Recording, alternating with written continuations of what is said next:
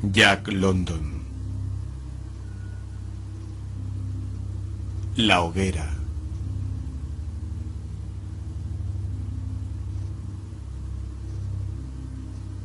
El día amaneció extraordinariamente gris y frío. El hombre abandonó el camino principal del Yukón y empezó a trepar por la empinada cuesta. En ella había un sendero apenas visible y muy poco frecuentado que se dirigía al este a través de una espesura de abetos. La pendiente era muy viva. Al terminar de subirla, el viajero se detuvo para tomar aliento y trató de ocultarse a sí mismo esta debilidad consultando su reloj. Eran las 9. No había el menor atisbo de sol, a pesar de que ni una sola nube cruzaba el cielo. El día era diáfano, pero las cosas parecían cubiertas por un velo intangible, por un algo sutilmente lóbrego que lo entenebrecía todo y cuya causa era la falta de sol. Pero esto no preocupaba al caminante. Estaba ya acostumbrado. Llevaba varios días sin ver el globo radiante y sabía que habrían de transcurrir algunos más para que se asomase un poco por el sur, sobre la línea del horizonte, volviendo a desaparecer enseguida. El viajero miró hacia atrás. El Yukón tenía allí una anchura de más de 1,5 kilómetros y estaba cubierto por una capa helada de 1 metro de espesor, sobre la que se extendía otra de nieve, igualmente densa. La superficie helada del río era de una blancura deslumbrante y se extendía en suaves ondulaciones formadas por las presiones contrarias de los hielos. De norte a sur, en toda la extensión que alcanzaba la vista, reinaba una ininterrumpida blancura. Solo una línea oscura, fina como un cabello, serpenteaba y se retorcía hacia el sur, bordeando una isla cubierta de abetos. Después, cambiaba de rumbo y se dirigía al norte, siempre ondulando, para desaparecer, al fin, tras otra isla, cubierta de abetos igualmente. Esta línea oscura y fina era un camino, el camino principal que, después de recorrer más de 800 kilómetros, conducía por el sur al paso de Chiclot, Día y al agua salada por el norte de Dawson. Tras un recorrido de 112 kilómetros, desde aquí cubría un trayecto de 1.600 kilómetros para llegar a Nulato y otro de casi 2.000 para terminar en Saint Michel, a orillas del mar de Bering.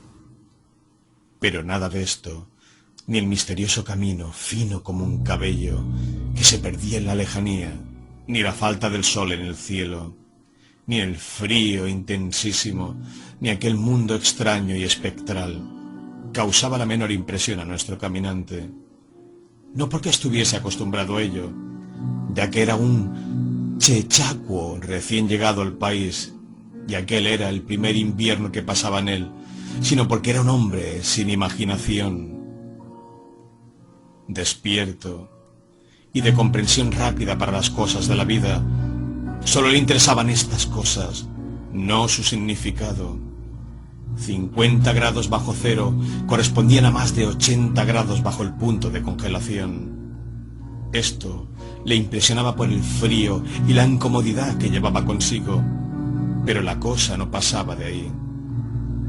Tan espantosa temperatura no le llevaba a reflexionar sobre su fragilidad como animal de sangre caliente, ni a extenderse en consideraciones acerca de la debilidad humana, diciéndose que el hombre solo puede vivir dentro de estrechos límites de frío y calor, ni tampoco a filosofar sobre la inmortalidad del hombre y el lugar que ocupa en el universo. Para él, 50 grados bajo cero representaba un frío endemoniado contra el que había que luchar mediante el uso de manoplas, pasamontañas, mocasines forrados y gruesos calcetines. Para él, 50 grados bajo cero eran simplemente eso, 50 grados bajo cero. Que pudiera haber algo más en este hecho era cosa que nunca le había pasado, ni remotamente, por la imaginación. Al disponerse a continuar, escupió para hacer una prueba, y oyó un chasquido que le sobresaltó. Escupió nuevamente y otra vez la saliva crujió en el aire, antes de caer en la nieve. Sabía que a 50 grados bajo cero la saliva se helaba y producía un chasquido al entrar en contacto con la nieve. Pero esta vez el chasquido se había producido en el aire. Sin duda, y aunque no pudiera precisar cuánto, la temperatura era inferior a 50 grados bajo cero. Pero esto no le importaba. Su objetivo era una antigua localidad minera situada junto al ramal izquierdo del torrente de Henderson, donde sus compañeros le esperaban. Ellos habían llegado por el otro lado de la línea divisoria que marcaba el límite de la comarca del Riachuelo Indio, y él había dado un rodeo con objeto de averiguar si en la estación primaveral sería posible encontrar buenos troncos en las islas del Yukón. Llegaría al campamento a las 6, un poco después del atardecer, ciertamente, pero sus compañeros ya estarían allí, con una buena hoguera encendida y una cena caliente preparada. Para almorzar ya tenía algo. Apretó con la mano el envoltorio que se marcaba en su chaqueta. Lo llevaba bajo la camisa. La envoltura era un pañuelo en contacto con su piel. Era la única manera de evitar que las galletas se helasen. Sonrió satisfecho al pensar en aquellas galletas empapadas en grasa de jamón y que, partidas por la mitad, contenían gruesas tajadas de jamón frito. Penetró entre los gruesos troncos de abeto. El sendero apenas se distinguía. Había caído un palmo de nieve desde haber pasado el último trineo, y el hombre se alegró de no utilizar esta clase de vehículos, pues a pie podía viajar más deprisa. A decir verdad, no llevaba nada, excepto su comida envuelta en un pañuelo. De todos modos, aquel frío le molestaba. «Hace frío de verdad», se dijo, mientras frotaba su helada nariz y sus pómulos con su mano enguantada. La poblada barba que cubría su rostro no le protegía los salientes pómulos ni la nariz aquilina, que avanzaba retadora en el aire helado. Pisándole los talones trotaba un perro, un corpulento perro esquimal, el auténtico perro lobo de pelambre gris que, aparentemente, no se diferencia en nada de su salvaje hermano el lobo. El animal estaba abatido por aquel frío espantoso. Sabía que aquel tiempo no era bueno para viajar. Su instinto era más certero que el juicio del hombre. En realidad, la temperatura no era únicamente algo inferior a 50 grados bajo cero, sino que se acercaba a los 60. El perro, naturalmente, ignoraba por completo lo que significaban los termómetros. Es muy posible que su cerebro no registrase la aguda percepción del frío intensísimo que captaba el cerebro del hombre, pero el animal contaba con su instinto. Experimentaba una vaga y amenazadora impresión que se había adueñado de él por entero y le mantenía pegado a los talones del hombre. Su mirada ansiosa e interrogante seguía todos los movimientos, voluntarios e involuntarios, de su compañero humano. Parecía estar esperando que acampara, que buscara abrigo en alguna parte para encender una hoguera. Sabía por experiencia lo que era el fuego y lo deseaba. A falta de él, de buena gana se habría enterrado en la nieve y se habría acurrucado para evitar que el calor de su cuerpo se dispersara en el aire. Su húmedo aliento se había helado, cubriendo su piel de un fino polvillo de escarcha. Especialmente sus fauces, su hocico y sus pestañas estaban revestidos de blancas partículas cristalizadas. La barba y los bigotes rojos del viajero aparecían igualmente cubiertos de escarcha, pero de una escarcha más gruesa, pues era ya compacto hielo, y su volumen aumentaba de continuo por efecto de las cálidas y húmedas expiraciones.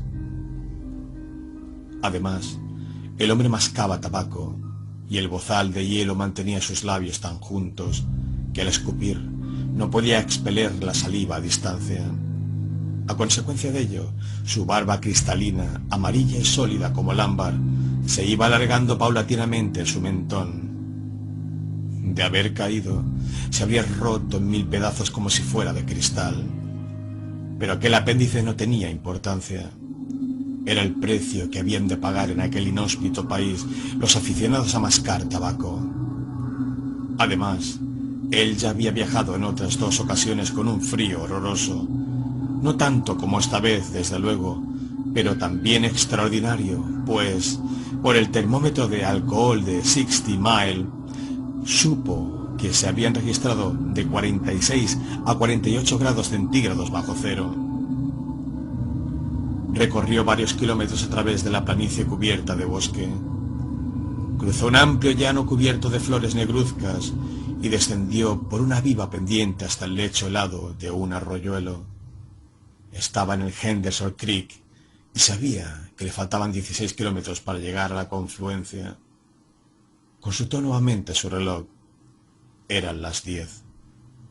Avanzaba casi 6,5 kilómetros por hora y calculó que llegaría a la bifurcación a las 12:30. Decidió almorzar cuando llegase para celebrarlo. El perro se pegó de nuevo a sus talones, con la cola hacia abajo. Tanto era su desaliento cuando el viajero siguió la marcha por el lecho del río.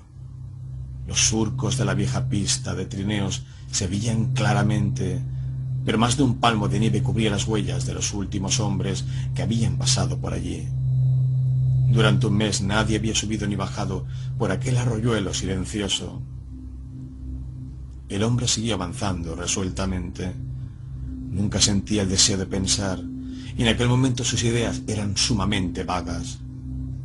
Que almorzaría en la confluencia y que a las 6 ya estaría en el campamento con sus compañeros era lo único que aparecía con claridad en su mente. No tenía nadie con quien conversar, y aunque lo hubiese tenido, no habría podido pronunciar palabra, pues el bozal de hielo le sellaba la boca. Por lo tanto, siguió mascando tabaco monótonamente, mientras aumentaba la longitud de su barba ambarina. De vez en cuando pasaba por su cerebro la idea de que hacía mucho frío y de que él jamás habría sufrido los efectos de una temperatura tan baja. Durante su marcha, se frotaba los pómulos y la nariz con el dorso de su enguantada mano. Lo hacía maquinalmente, una vez con la derecha y otra con la izquierda, pero por mucho que se frotara, apenas dejaba de hacerlo. Los pómulos primero y poco después la punta de la nariz se le congelaban. Estaba seguro de que se le helarían también las mejillas. Sabía que esto era inevitable y se recriminaba por no haberse cubierto la nariz con una de aquellas tiras que llevaba Pat cuando hacía mucho frío. Con esta protección habría resguardado también sus mejillas, pero en realidad esto no importaba demasiado. ¿Qué eran unas mejillas heladas? Dolían un poco, desde luego, pero la cosa no tenía nunca complicaciones graves. Por vacío de pensamientos que estuviese, el hombre se mantenía alerta y vigilante.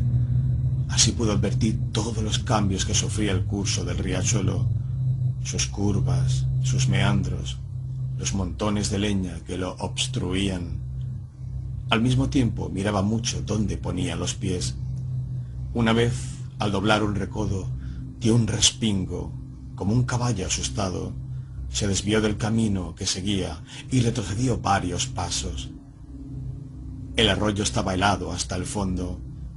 Ningún arroyo podía contener agua en aquel invierno ártico, pero el caminante sabía que en las laderas del monte brotaban manantiales cuya agua discurría bajo la nieve y sobre el hielo del arroyo. Sabía también que estas fuentes no dejaban de manar ni las heladas más rigurosas y, en fin, no ignoraba el riesgo que suponían. Eran verdaderas trampas, pues formaban charcas ocultas bajo la lisa superficie de la nieve. charcas que lo mismo podían tener 10 centímetros que 1 metro de profundidad. A veces, una sola película de hielo de 1 centímetro de espesor se extendía sobre ellas, y esta capa de hielo estaba a su vez cubierta de nieve. En otros casos, las capas de hielo y agua se alternaban, de modo que, perforada la primera, uno se iba hundiendo cada vez más hasta que el agua, como ocurría a veces, le llegaba a la cintura. De aquí que retrocediera, presa de un pánico repentino. Había notado que la nieve cedía bajo sus pies, y seguidamente su oído había captado el crujido de la oculta capa de hielo. Mojarse los pies cuando la temperatura era tan extraordinariamente baja suponía algo tan molesto como peligroso. En el mejor de los casos, le impondría una demora, pues se vería obligado a detenerse con el objeto de encender una hoguera, ya que sólo así podría quitarse los mocasines y los calcetines para ponerlos a secar, permaneciendo con los pies desnudos. Se detuvo para observar el lecho del arroyo y sus orillas, y llegó a la conclusión de que el agua venía por el lado derecho. Reflexionó un momento mientras se frotaba la nariz y las mejillas, y seguidamente se desvió hacia la izquierda, pisando cuidadosamente, asegurándose de la firmeza del suelo a cada paso que daba. Cuando estuvo alejado de la zona peligrosa, se echó a la boca una nueva porción de tabaco y prosiguió su marcha de 6,5 kilómetros por hora. En las 2 horas siguientes de viaje se encontró con varias de aquellas fosas invisibles. Por regla general, la nieve que cubría las charcas ocultas formaba una depresión y tenía un aspecto granuloso que anunciaba el peligro. Sin embargo, por segunda vez se salvó el viajero por milagro de una de ellas. En otra ocasión, presintiendo el peligro, ordenó al perro que pasara adelante. El animalito se hacía el remolón y clavaba las patas en el suelo cuando el hombre le empujaba. Al fin, viendo que no tenía más remedio que obedecer, se lanzó como una exhalación a través de la blanca y lisa superficie. De pronto se hundió parte de su cuerpo, pero el animal consiguió alcanzar terreno más firme. Tenía empapadas las patas delanteras y al punto el agua que las cubría se convirtió en hielo. Inmediatamente empezó a ladrar, haciendo esfuerzos desesperados para fundir la capa helada. Luego se echó en la nieve y procedió a arrancar con los dientes los menudos trozos de hielo que se habían quedado entre sus dedos. El instinto le impulsaba a obrar así, pues sus patas se llegarían si no la despojaba de aquel hielo. El animal no podía saber esto y se limitaba a dejarse llevar de aquella fuerza misteriosa que surgía de las profundidades de su ser. Pero el hombre estaba dotado de razón y lo comprendía todo. Por eso se quitó el guante de la mano derecha y ayudó al perro en la tarea de quitarse aquellas partículas de agua helada. Ni siquiera un minuto tuvo sus dedos expuestos al aire, pero de tal modo se le entumecieron que el hombre se quedó pasmado al mirarlos.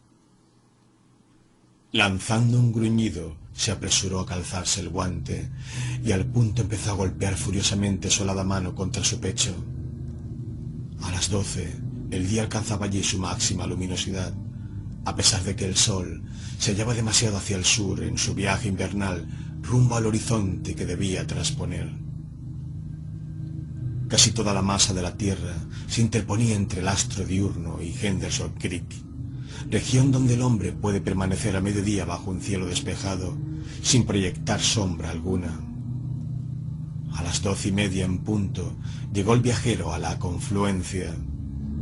Estaba satisfecho de su marcha. Si mantenía este paso, estaba seguro de que se reuniría con sus compañeros a las 6 de la tarde. Se quitó la manopla y se desabrochó la chaqueta y la camisa para sacar el paquete de galletas. No tardó más de 15 segundos en realizar esta operación, pero este breve lapso fue suficiente para que sus dedos expuestos a la intemperie quedasen insensibles. En vez de ponerse la manopla, golpeó repetidamente la mano contra su pierna. Luego se sentó en un tronco cubierto de nieve para comer. La Las punzadas que había notado en sus dedos al caldearlos a fuerza de golpes cesaron tan rápidamente que se sorprendió. Ni siquiera había tenido tiempo para morder la galleta. Volvió a darse una serie de golpes con la mano en la pierna y de nuevo la enfundó en la manopla, descubriéndose la otra mano para comer. Intentó introducir una galleta en su boca, pero el bozal de hielo se lo impidió. Se había olvidado de que tenía que encender una hoguera para fundir aquel hielo. Sonrió ante su estupidez, y mientras sonreía, notó que el frío se iba infiltrando en sus dedos descubiertos. También advirtió que la picazón que había sentido en los dedos de los pies al sentarse iba desapareciendo, y se preguntó si esto significaría que entraban en calor o que se helaban. Al moverlos dentro de los mocasines, llegó a la conclusión de que era lo último. Se puso la manopla a toda prisa y se levantó.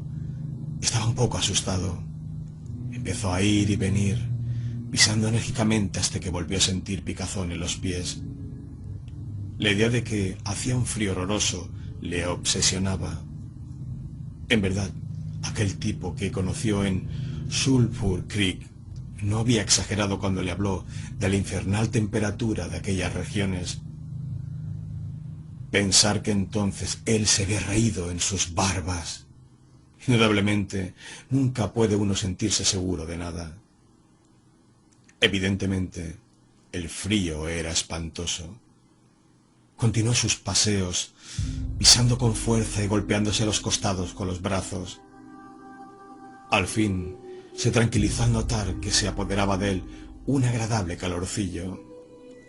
Entonces sacó las cerillas y se dispuso a encender una hoguera. Se procuró leña buscando entre la maleza, allí donde las crecidas de la primavera anterior habían acumulado gran cantidad de ramas semipodridas.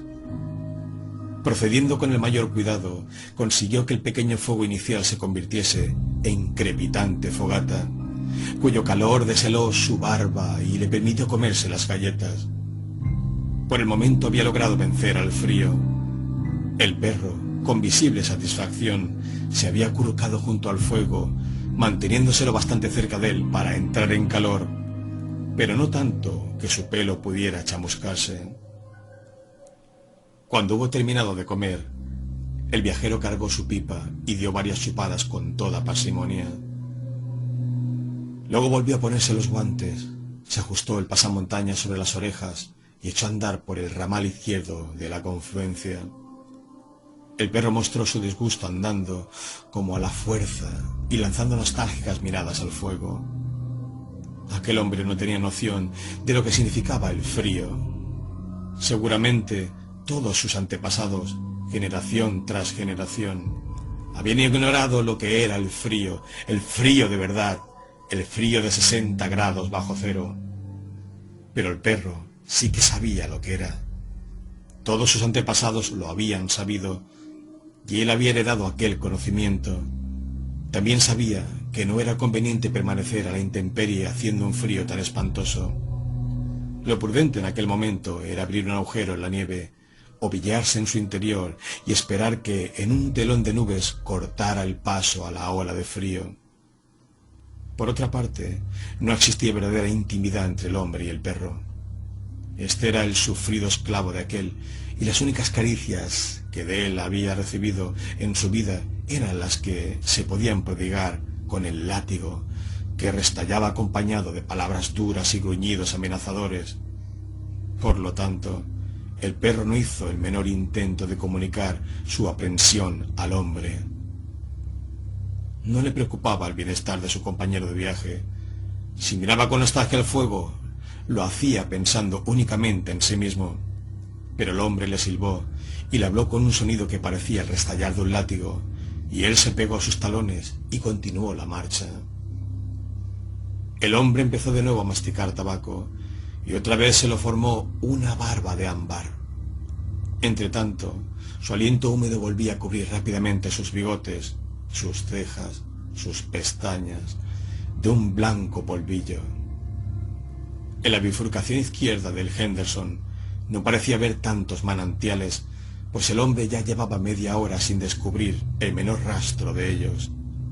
Y entonces sucedió lo inesperado. En un lugar que no mostraba ninguna señal sospechosa, donde la nieve suave y lisa hacía pensar que el hielo era sólido debajo de ella, el hombre se hundió. Pero no muy profundamente. El agua no le había llegado a las rodillas cuando consiguió salir de la trampa, trepando a terreno firme. Montó en cólera y lanzó una maldición. Confiaba en llegar al campamento a las 6, y aquello suponía una hora de retraso, pues tendría que encender fuego para secarse los mocasines.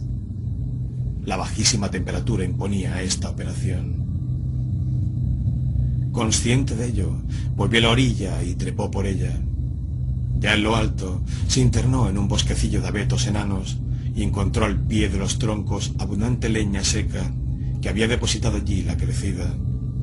Astillas y pequeñas ramas principalmente, pero también ramas podridas y hierba fina del año anterior. Echó sobre la nieve varias brazadas de esta leña y así formó una capa que constituiría el núcleo de la hoguera, a la vez que una base protectora, pues evitaría que el fuego se apagase apenas encendido al fundirse en la nieve.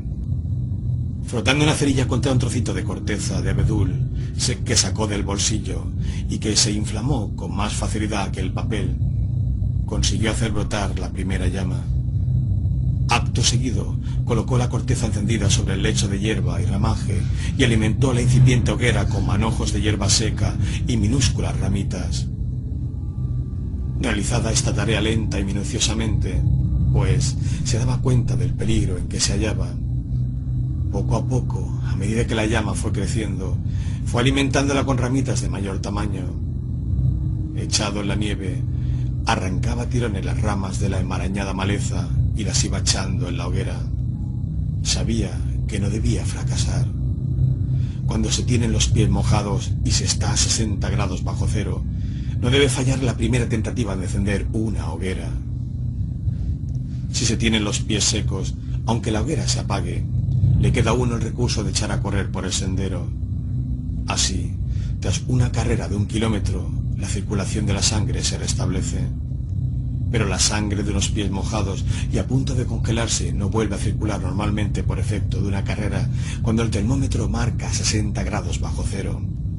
Por mucho que se corra, los pies se congelarán. El hombre sabía perfectamente todo esto. El veterano de Sulphur Creek se lo había dicho el otoño anterior, y él recordaba ahora, agradecido, tan útiles consejos. Sus pies habían perdido ya la sensibilidad por completo. Para encender el fuego había tenido que quitarse los gruesos guantes, y los dedos se le habían entumecido con asombrosa rapidez. Gracias a la celeridad de su marcha, su corazón había seguido enviando sangre a la superficie de su cuerpo y a sus extremidades. Pero apenas se detuvo, la bomba sanguínea aminoró el ritmo. El frío del espacio caía sin clemencia sobre la corteza terrestre y el viajero recibía de pleno el impacto en aquella región desprotegida. Y entonces su sangre se escondía, atemorizada. Su sangre era algo vivo como el perro y como él quería ocultarse, huyendo de aquel frío aterrador. Mientras el hombre caminó a paso vivo, la sangre, mal que bien, llegó a la superficie del cuerpo, pero ahora que se había detenido, el líquido vital se retiraba a lo más recóndito del organismo. Las extremidades fueron las primeras en notar esta retirada. Sus pies mojados se congelaban a toda prisa. Los dedos de sus manos, al permanecer al descubierto, sufrían especialmente los efectos del frío, pero todavía no habían empezado a congelarse.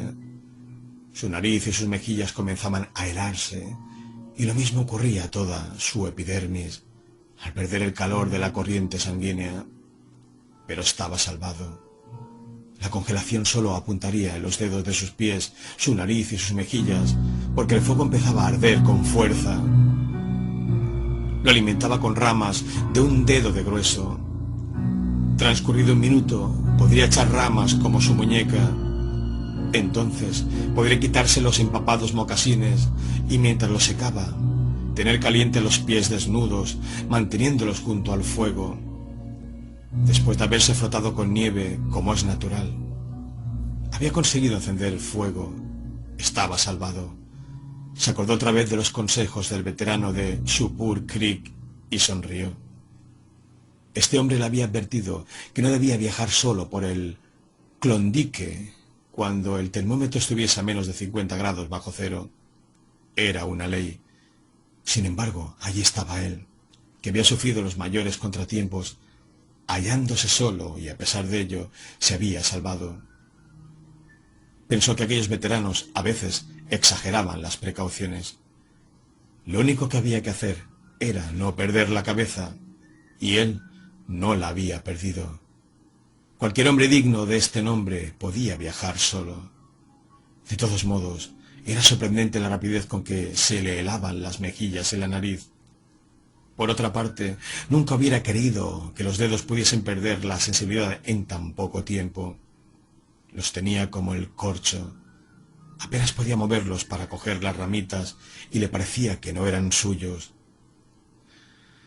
Cuando asía una rama, tenía que mirarla para asegurarse de que la tenía en la mano. Desde luego, se había cortado la comunicación entre él y las puntas de sus dedos. Pero nada de esto tenía gran importancia.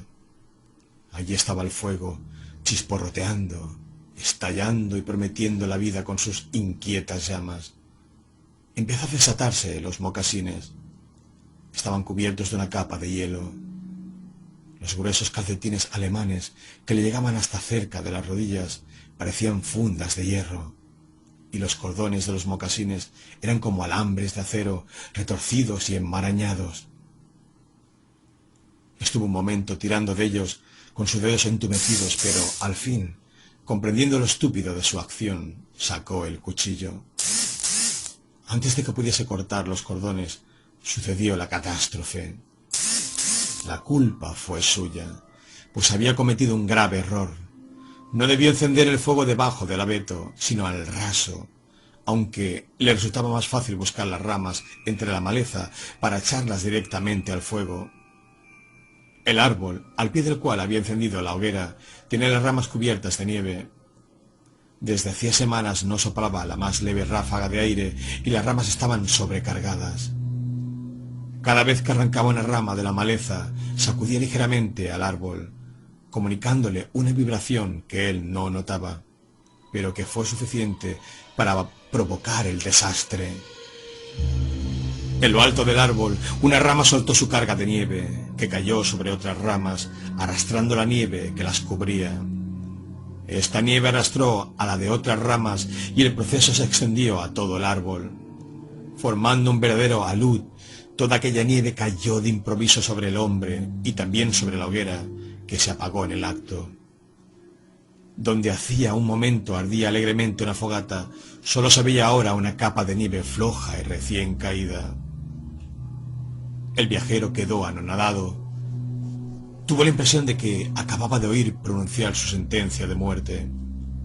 Permaneció un momento atónito, sentado en el suelo, mirando el lugar donde había estado la hoguera. Acto seguido, una profunda calma se apoderó de él. Sin duda, el veterano de Shupur Creek tenía razón. Si hubiera viajado con otro, no habría corrido el peligro que estaba corriendo, pues su compañero de viaje habría encendido otra hoguera.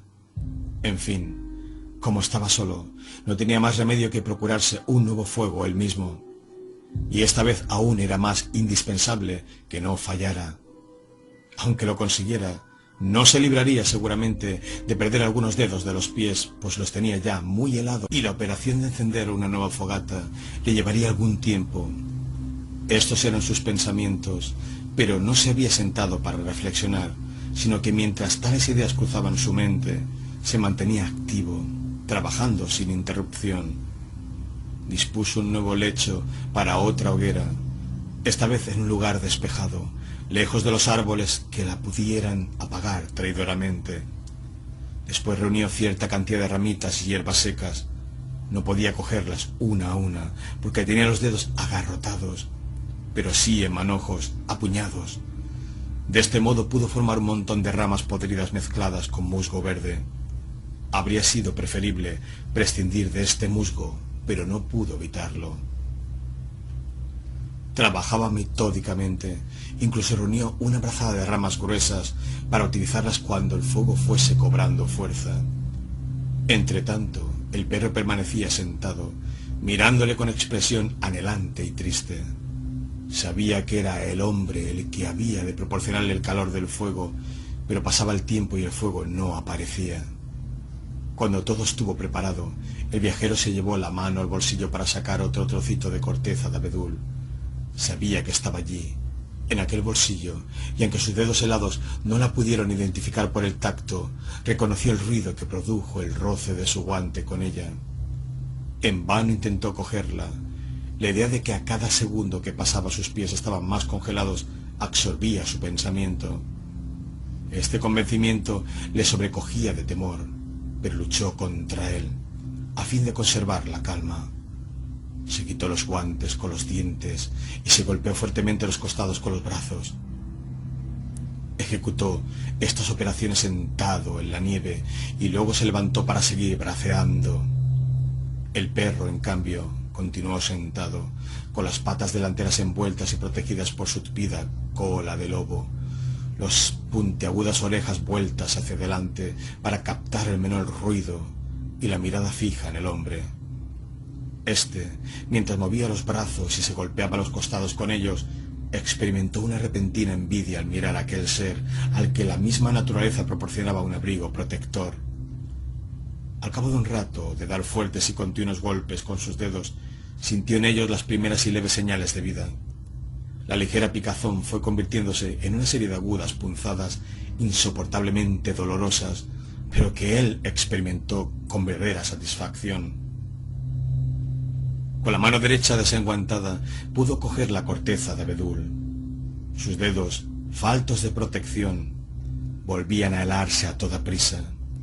Luego sacó un haz de fósforos, pero el tremendo frío ya había vuelto a dejar sin vida sus dedos, y al intentar separar una cerilla de las otras, le cayeron todas en la nieve. Trató de recogerlas, pero no lo consiguió. Sus entumecidos dedos no tenían tacto ni podían asir nada. Entonces concentró su atención en las cerillas, procurando no pensar en sus pies, su nariz y sus mejillas, que se le iban helando. Al faltarle el tacto, recurrió a la vista, y cuando comprobó que sus dedos estaban a ambos lados del haz de fósforos, intentó cerrarlos, pero no lo consiguió. Los agarrotados dedos no le obedecían. Se puso el guante de la mano derecha y la golpeó enérgicamente contra la rodilla. Luego unió las dos enguantadas manos de modo que formó con ellas un cuenco, y así pudo recoger las cerillas, a la vez que una buena cantidad de nieve. Lo depositó todo en su regazo, pero con ello no logró que las cosas mejorasen. Tras una serie de manipulaciones, consiguió que el haz de cerillas quedase entre sus dos muñecas enguantadas, y, sujetándolo de este modo, pudo acercarlo a su boca. Haciendo un gran esfuerzo, y entre crujidos y estampidos del hielo que rodeaba sus labios, logró abrir las mandíbulas.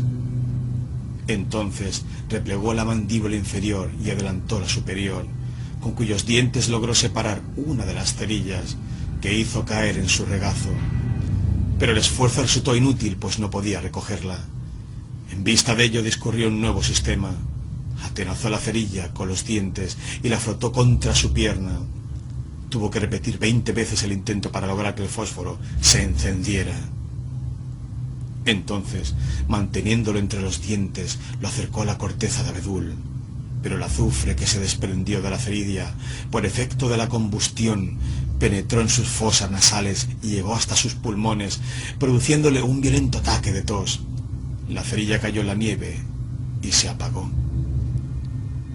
El veterano de Supur Creek tenía razón, se dijo, procurando dominar su desesperación, que aumentaba por momentos. Cuando la temperatura es inferior a 50 grados bajo cero, no se puede viajar. Se golpeó las manos una contra otra, pero no consiguió despertar en ella sensación alguna. De súbito, se quitó los guantes con los dientes y apresó torpemente el haz de cerillas con sus manos insensibles. que pudo apretar una contra otra con fuerza, gracias a que los músculos de sus brazos no se habían helado. Una vez hubo sujetado así el manojo de cerillas, lo frotó contra su pierna. Los 60 fósforos se encendieron de súbito, todos a la vez. No se podían apagar, porque la inmovilidad del aire era absoluta. El viajero apartó la cabeza para esquivar la sofocante humareda y acercó el ardiente manojo a la corteza de abedul. Entonces sintió algo en su mano. Era que su carne se quemaba.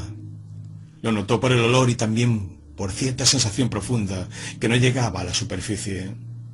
Esta sensación se convirtió en un dolor que se fue agudizando, pero él lo resistió y apretó torpemente el llameante haz de cerillas contra la corteza de abedul, que no se encendía con la rapidez acostumbrada, porque las manos quemadas del hombre absorbían casi todo el calor. Al fin, no pudo resistir el dolor y separó las manos. Entonces, los fósforos encendidos cayeron sobre la nieve, donde se fueron apagando entre débiles silbidos. Afortunadamente, la rama había prendido ya en la corteza de abedul. El hombre empezó a acumular hierba seca y minúsculas ramas sobre el incipiente fuego, pero no podía hacer una selección escrupulosa de la leña porque para cogerla tenía que unir, a modo de tenaza, los bordes de sus dos manos. Con los dientes y como podía, separaba los menudos trozos de madera podrida y de musgo verde adheridos a las ramas. Sopló para mantener encendida la pequeña hoguera. Sus movimientos eran torpes, pero aquel fuego significaba la vida y no debía apagarse. La sangre había abandonado la parte exterior de su organismo y el hombre empezó a temblar y a proceder con mayor torpeza todavía. En esto, un puñado de musgo verde cayó sobre la diminuta hoguera. Al tratar de apartarlo, lo hizo tan torpemente a causa de su vivo temblor, que dispersó las ramitas y las hierbas encendidas. Intentó reunirlas nuevamente, pero por mucho cuidado que trató de poner en ello, solo consiguió dispersarlas más, debido a aquel temblor que iba en aumento. De cada una de aquellas ramitas llameantes brotó una débil calumnita de humo, y al fin las llamas desaparecieron. El intento de encender la hoguera había fracasado. Miró con gesto apático a su alrededor y su vista se detuvo en el perro. El animal estaba al otro lado de la apagada hoguera, sentado en la nieve. No cesaba de moverse, dando muestras de inquietud, agachándose y levantándose, adelantando ahora una pata y luego otra, sobre las que descargaba alternativamente todo el peso de su cuerpo, y lanzando gemidos de ansiedad. Al verle, brotó una siniestra idea en el cerebro del hombre. Recordó la historia de un viajero que, sorprendido por una tempestad de nieve, mató a un buey para guarecerse en su cuerpo, cosa que hizo, logrando salvarse. Se dijo que podía matar al perro para introducir sus manos en el cuerpo cálido del animal y así devolverles la vida. Entonces, podría encender otra hoguera. Le llamó, pero su voz había un matiz tan extraño, tan nuevo para el perro, que el pobre animal se asustó. Allí había algo raro, un peligro que la bestia, con su penetrante instinto, percibió. No sabía qué peligro era, pero algo ocurrió en algún punto de su cerebro que despertó en él una instintiva desconfianza hacia su dueño. Al oír su voz, bajó las orejas y su gesto de inquietud se acentuaron, mientras seguía levantando y bajando las patas delanteras. Al ver que no acudía a su llamada, el viajero avanzó a gatas hacia él. Insólita postura, comentó el recelo del animal, y le impulsó a retroceder paso a paso. El hombre se sentó en la nieve y trató de dominarse. Se puso los guantes con ayuda de los dientes y se levantó. Tuvo que mirarse los pies para convencerse de que se sostenía sobre ellos, pues era tal la insensibilidad de sus plantas que no podía notar el contacto con la tierra. Al verle de pie, las telarañas de la sospecha que se habían tejido en el cerebro del can empezaron a disiparse, y cuando el hombre le llamó enérgicamente, con voz que restalló como un látigo, él obedeció como de costumbre y se acercó a su amo. Al tenerlo a su alcance, el hombre perdió la cabeza. Tendió súbitamente los brazos hacia el perro y experimentó una profunda sorpresa al descubrir que no podía sujetarlo con las manos, que sus dedos insensibles no se cerraban. Se había olvidado de que tenía las manos congeladas y se le iban helando cada vez más. Con rápido movimiento, y antes de que el animal pudiese huir, le rodeó el cuerpo con los brazos.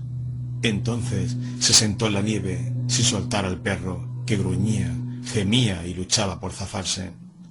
Pero esto era todo cuanto podía hacer, permanecer sentado con los brazos alrededor del cuerpo del perro. Entonces comprendió que no podía matarlo. No podía hacerlo de ninguna manera, con sus manos inermes y desvalidas. No podía sacar ni empuñar el cuchillo, ni estrangular al animal. Lo soltó, y el perro huyó como un rayo, con el rabo entre piernas y sin dejar de gruñir. Cuando se hubo alejado unos 12 metros, se detuvo, se volvió y miró a su amo con curiosidad, tendiendo hacia él las orejas. El hombre buscó con la mirada sus manos y las halló. Pendían inertes en los extremos de sus brazos. Era curioso que tuviese que utilizar la vista para saber dónde estaban sus manos. Empezó a mover los brazos de nuevo, enérgicamente, y dándose golpes en los costados con las manos enguantadas. Después de hacer esta violenta gimnasia durante 5 minutos, su corazón envió a la superficie de su cuerpo sangre suficiente para evitar por el momento los escalofríos, pero sus manos seguían insensibles. Le producían el efecto de 2 pesos inertes que pendían de los extremos de sus brazos. Sin embargo, no logró determinar de qué punto de su cuerpo procedía esta sensación.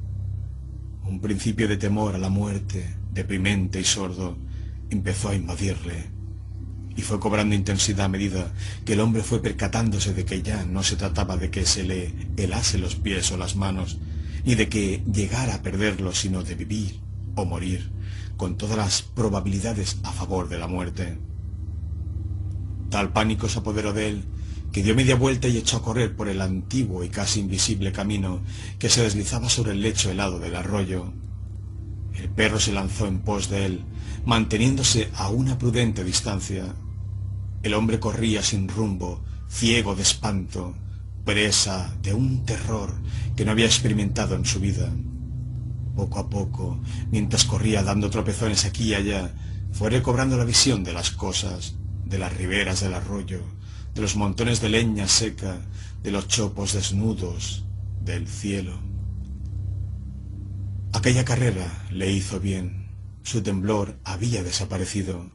Se dijo que si seguía corriendo, tal vez se deshelaran sus pies. Por otra parte, aquella carrera le podía llevar hasta el campamento donde sus compañeros le esperaban. Tal vez perdiera algunos dedos de las manos y de los pies y parte de la cara, pero sus amigos le cuidarían y salvarían el resto de su cuerpo. Sin embargo, a este pensamiento se oponía otro que iba esbozándose en su mente, el de que el campamento estaba demasiado lejos para que él pudiera llegar, pues la congelación de su cuerpo había llegado a un punto tan avanzado que pronto se adueñaría de él la rigidez de la muerte.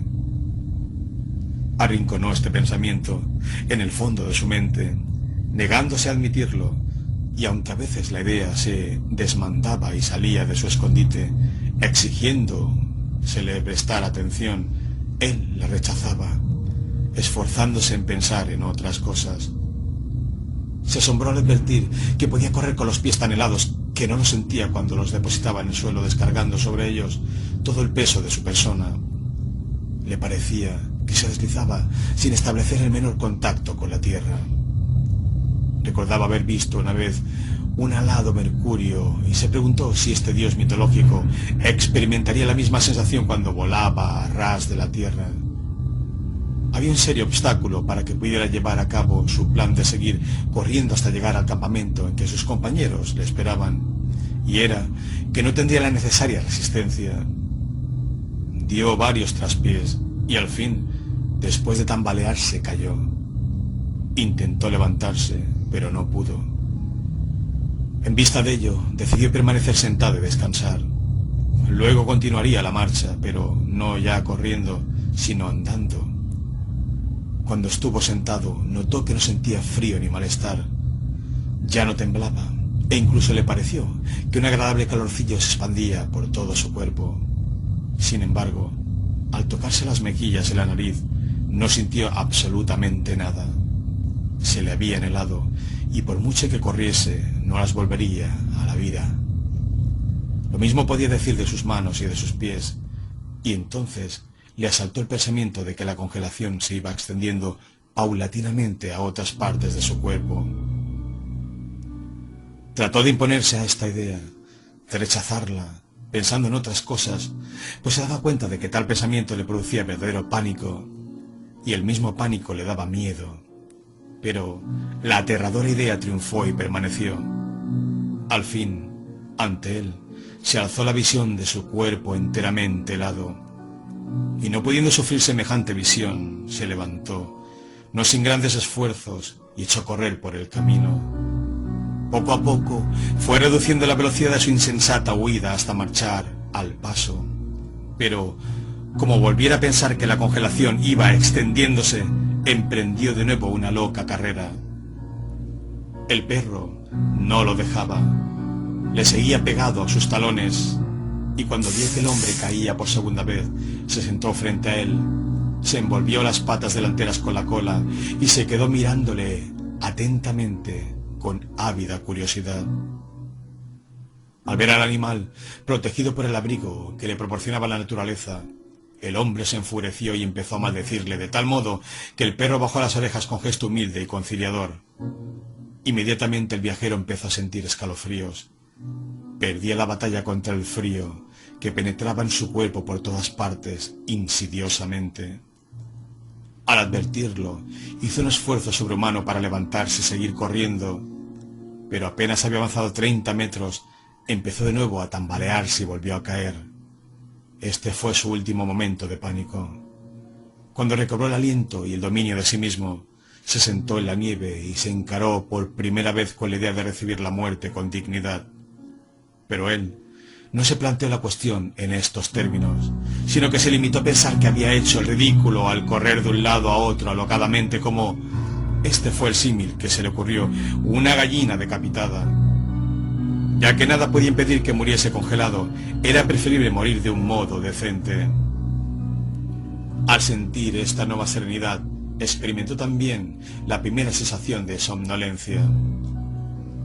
Lo mejor que puedo hacer, se dijo, es echarme a dormir y esperar así la llegada de la muerte. Le parecía que había tomado un anestésico. Morir helado no era, al fin y al cabo, tan malo como algunos creían. Había otras muertes mucho peores. Se imaginó a sus compañeros en el momento de encontrar su cadáver al día siguiente. De súbito, le pareció que estaba con ellos, que iba con ellos por el camino, buscándole. El grupo dobló un recodo y entonces el hombre se vio a sí mismo tendido en la nieve con la rigidez de la muerte. Estaba con sus compañeros, contemplando su propio cadáver. Por lo tanto, su cuerpo ya no le pertenecía. Aún pasó por su pensamiento la idea del tremendo frío que hacía. Cuando volviese a los Estados Unidos, podría decir lo que era frío.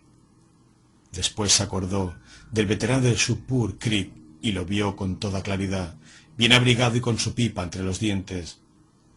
«Tenías razón, amigo, tenías razón», murmuró como si realmente lo tuviese delante. Seguidamente se sumió en el sueño más dulce y apacible de su vida. El perro se sentó frente a él y esperó. El breve día iba ya hacia su ocaso en un lento y largo crepúsculo.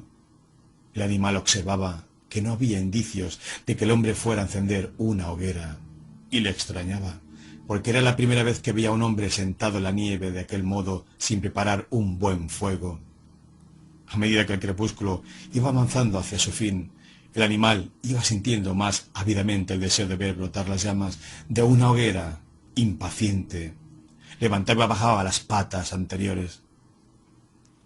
Luego lanzó un suave gemido y bajó las orejas, en espera de que el hombre le riñese.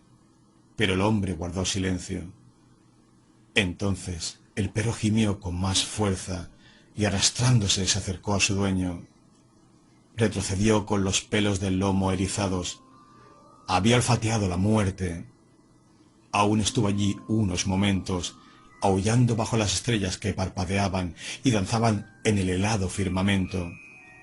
Luego dio media vuelta y se alejó al trote por la pista, camino del campamento que ya conocía y donde estaba seguro de encontrar a otros hombres que tendrían un buen fuego y le darían de comer.